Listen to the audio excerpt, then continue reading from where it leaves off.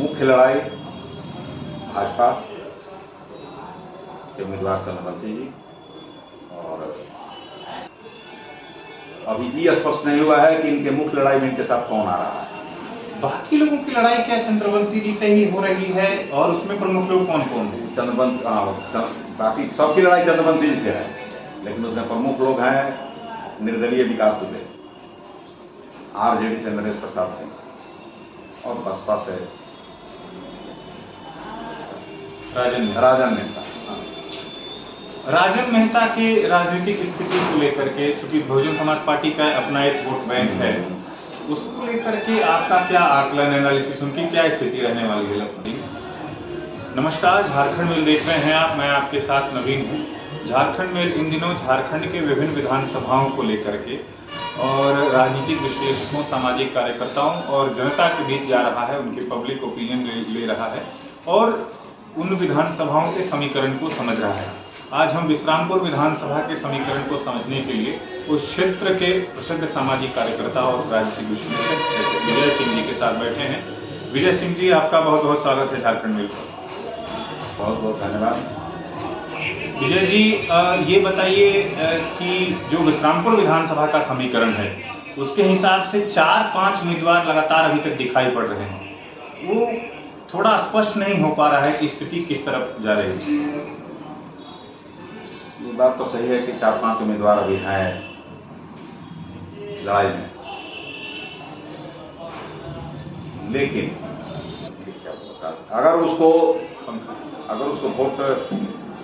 Vote का जो उनका समीकरण है, जैसा पिछले चुनाव में वो 32,000 वोट लाए थे और सेकंड रहे थे, जीतने वाले को आया था 42,000 वोट।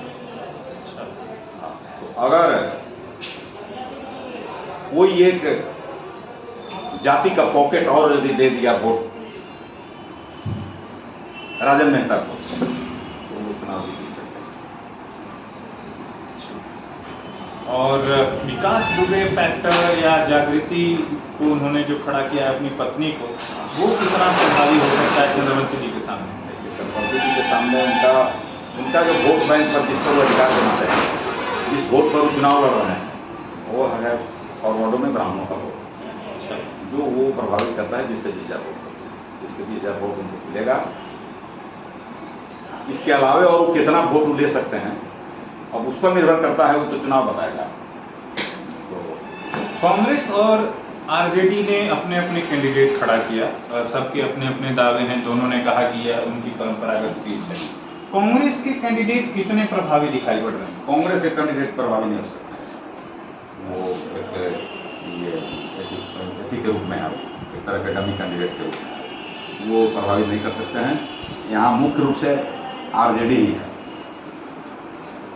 राजद को लेकर के जब नरेश प्रसाद सिंह को उम्मीदवार बनाया गया, तो उसके बाद से लगातार कांग्रेस विरोध करते हुए अपना कैंडिडेट उन्होंने दिया।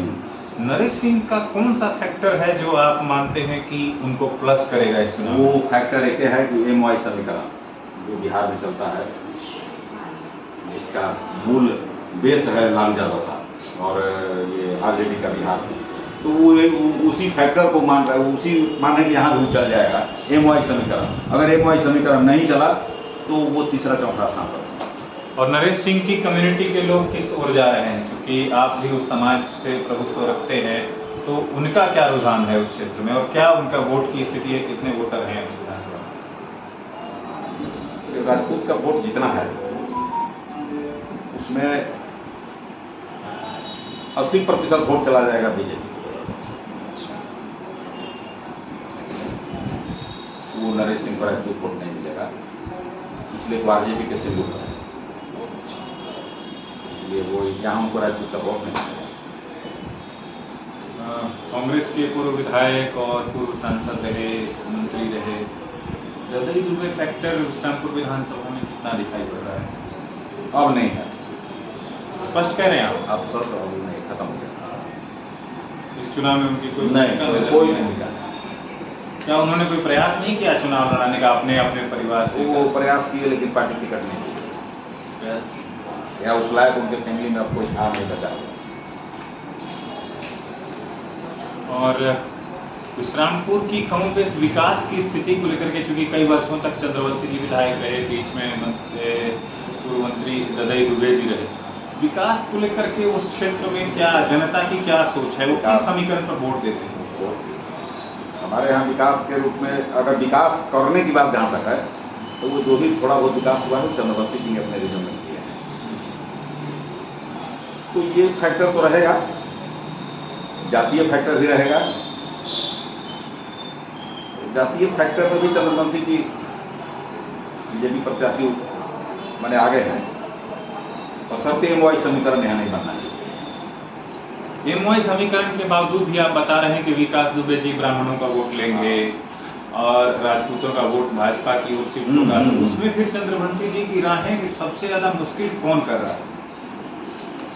अगर चंद्रवंशी जी की राह को ये मुश्किल करेगा या कर रहा है तो वही एमवाई समीकरण बनेगा। तो अच्छा, अगर चूंकि अब समय बहुत कम बचा है, उसमें क्या वो धारा अभी दिखाई पड़ रही है? क्या उस ओर चुनाव भी गया है, या कब तक आप देख रहे हैं कि चुनाव अपने मोड में होगा? अभी वो उस ओर चुनाव नहीं गया, नहीं गया। जब शुरू होगा, प्रचार जब शुरू हो जाएगा तो वो पता चलेगा कि क्या वो एमवाई समीकरण बनेगा या बीजेपी को हराने के लिए मुस्लिम वोट जो है वो राजन मेहता को चुन लेगा, आगे को चुन लेगा। इसकी भी संभावना नजर आ रही है? हाँ, इसकी प्रबल संभावना है।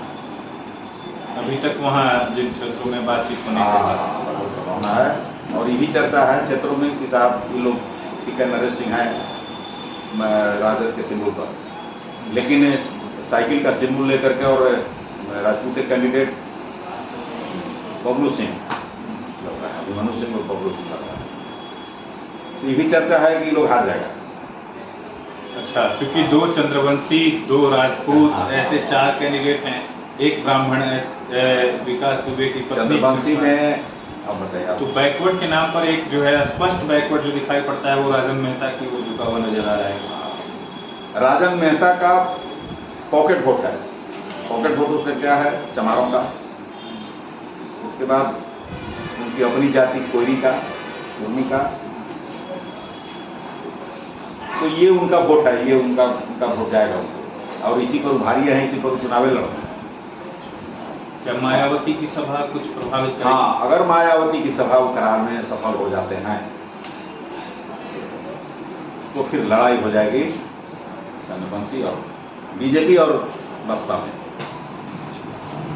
क्योंकि विश्रामपुर हमेशा से नए प्रयोग करता रहा है, और विश्रामपुर में लड़ाई हमेशा से पिछले 2-3 चुनावों से लगातार कांटे की होती रही है। अभिमन्यु सिंह जी एक मजबूत फैक्टर बनकर आए थे। अभी हमारे साथ विजय सिंह जी बात कर रहे थे। विजय सिंह जी विश्रामपुर विधानसभा के एक राजनीतिक शख्सियत है, सामाजिक कार्यकर्ता है। आप झारखंड में देख रहे थे। आप सभी का धन्यवाद।